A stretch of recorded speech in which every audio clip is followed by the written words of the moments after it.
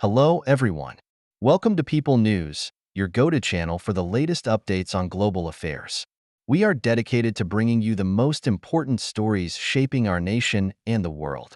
In today's episode, we'll be diving into key topics that have made headlines recently. Let's get started.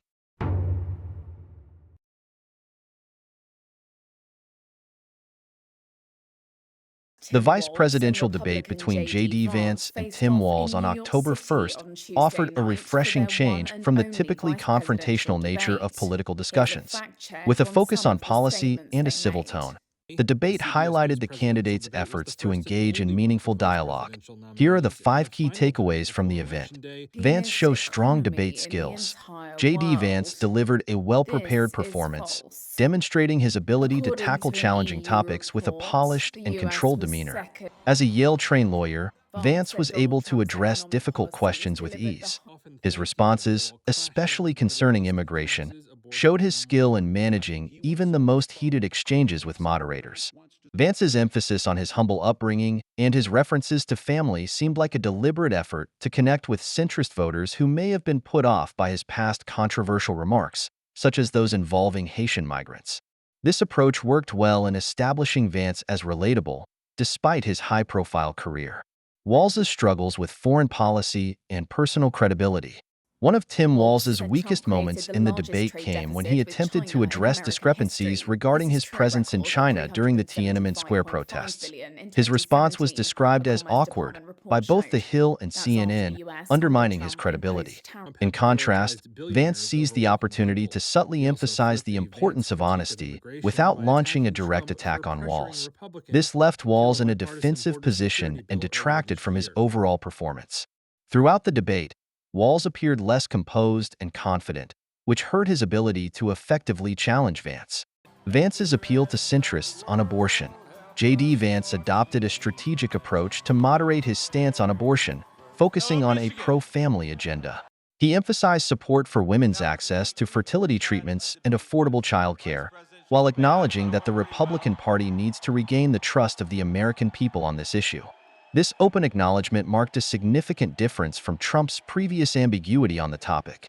Vance's efforts to present a more compassionate stance seemed aimed at appealing to centrist voters, particularly those concerned about the party's traditional stance on reproductive rights. Fact-checking controversy and CBS criticism.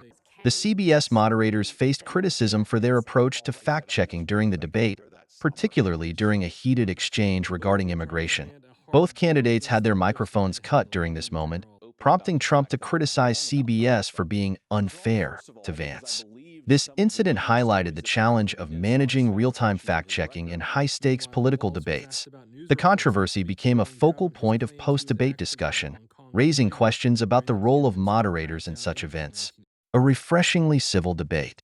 The debate was markedly more civil compared to previous national-level debates, with both candidates focusing on policy disagreements rather than personal attacks. CNN highlighted the mutual respect demonstrated throughout the debate, with Vance and Walz agreeing on the need to address issues like gun violence and the housing crisis. Their handshake and friendly exchange at the end of the debate symbolized a departure from the hostile tone that has often characterized recent debates, offering a refreshing change of pace amid a polarized political climate. Overall, J.D. Vance's composed performance, his ability to moderate his stance on key issues, and his strategic approach allowed him to come out as the winner of the debate. Tim Walz, although showing moments of strength, struggled to convey confidence and faced challenges in defending his past statements, ultimately weakening his impact.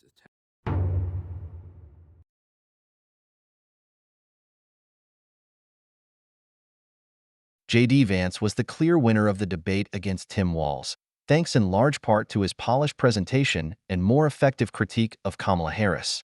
Unlike Donald Trump's earlier confrontations with Harris, Vance took a more composed and strategic approach, which helped him establish a favorable image. According to Politico, Vance distanced himself from his controversial past statements and presented a more mature version of himself. His softer touch approach, as noted by Holly Otterbein, caught Walz off guard and allowed Vance to appear more focused on solving problems. Vance's experience in dealing with media scrutiny also played to his advantage. Lisa Kaczynski remarked that Vance's performance was the culmination of many hours spent being grilled on the talk show circuit and parrying reporters on the trail. This background gave Vance an edge, particularly when defending Trump's record and effectively critiquing Harris in areas where Trump had previously struggled. Although Walz did improve as the debate progressed, particularly on issues such as health care and reproductive rights, he could not match the consistency and confidence that Vance displayed. Walz's response to questions about his whereabouts during the Tiananmen Square protests was particularly damaging. Natalie Allison described it as the cringiest moment of the night, and Walz's inability to provide a clear explanation hurt his credibility. Stephen Shepard observed that neither candidate had a disastrous moment, meaning both avoided significant liabilities for their campaigns. However, Vance's steady performance and ability to link Harris to President Joe Biden on several issues helped solidify his win. Eugene Daniels emphasized that Vance's success in connecting Harris with Biden was a notable accomplishment, something Trump had not achieved in his previous debates. In conclusion, J.D. Vance was the more comfortable, articulate, and strategic candidate during the debate. Although Tim Walz had strong moments, his shaky start and unconvincing explanations for past misstatements hindered his overall performance. As Politico aptly summarized, the debate was a win for Vance, though it's unlikely to dramatically change the trajectory of the race.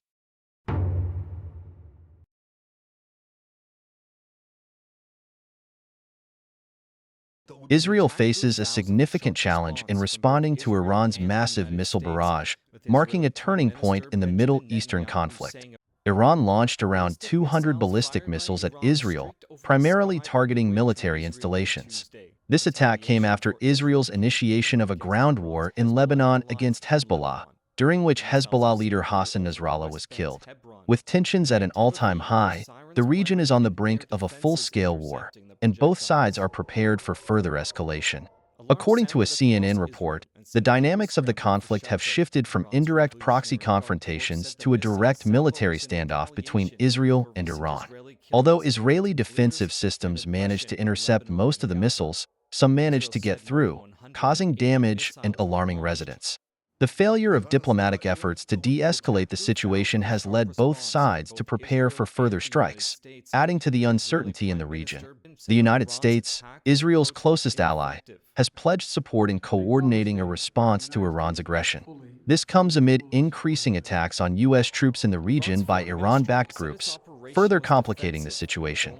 The possibility of a wider conflict involving Iran's nuclear facilities adds an additional layer of complexity and concern. As both Israel and Iran evaluate their next moves, the potential for a full-scale regional war looms large. This situation highlights the urgent need for diplomatic solutions to prevent a catastrophic outcome in the Middle East.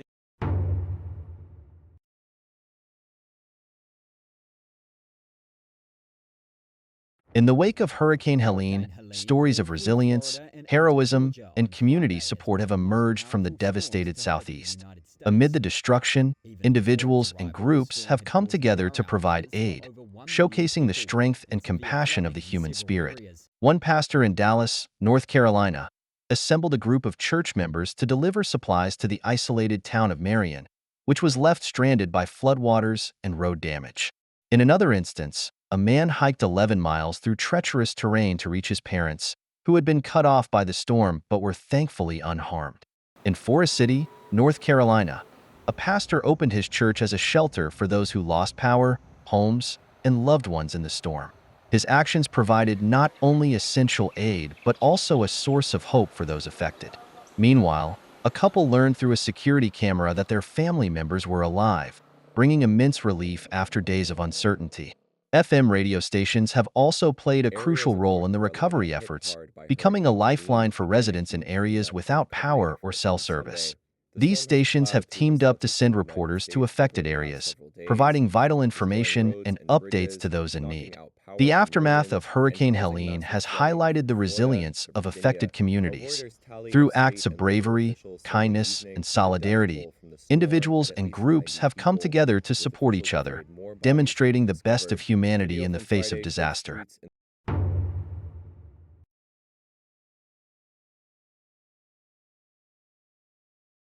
Ports along the U.S. East The Coast, White House from Maine put to pressure on Texas, US came to a port halt as employers approximately Wednesday to secure a 45,000 labour dock deal workers with went on strike. striking dock This is the workers. first major A strike of strike its by the kind since International Longshoremen's 1977, and it has Association, or significant ILA, implications for the union U.S. has blocked economy, labor everything from food to relations, and the automobile political shipments landscape. across dozens Here are of the key ports from Maine to aspects of this labor Texas. action.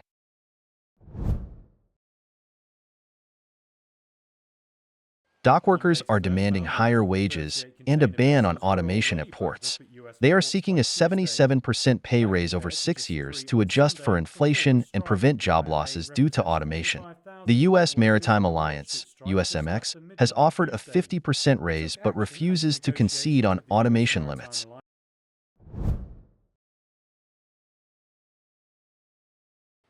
The The strike could USMX cost the had offered the economy as union much a as $5 billion 50% pay per cut to day if it ILA leader continues. Harold A Daggett prolonged said the union shutdown is could pushing for significantly more. affect exports, He wants a including $5 vehicles per and hour raise agricultural in each year of products, the new and 6-year disrupt holiday contract and an sales. end to ports Retailers have inspection adapted by projects for trade securing goods union earlier, goals.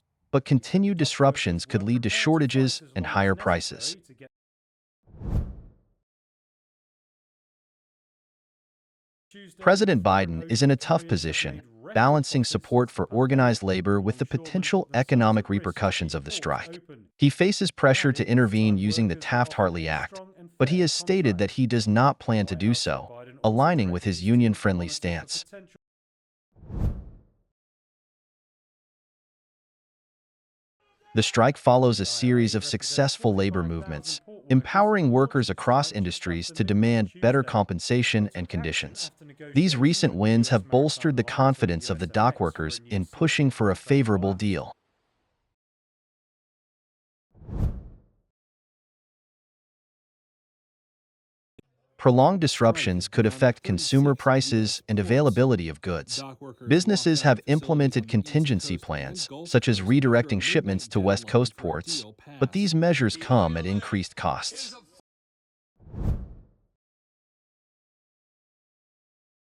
The Now the strike strike could underscores the spell chaos for vulnerability of the business, U.S. with the supply affected chain. ports handling more Global than half issues, of such U.S. as ocean conflicts trade. impacting shipping routes, add A further widespread complexity, stoppage making could the upend situation even transport more and delay goods precarious. across a swath of industries.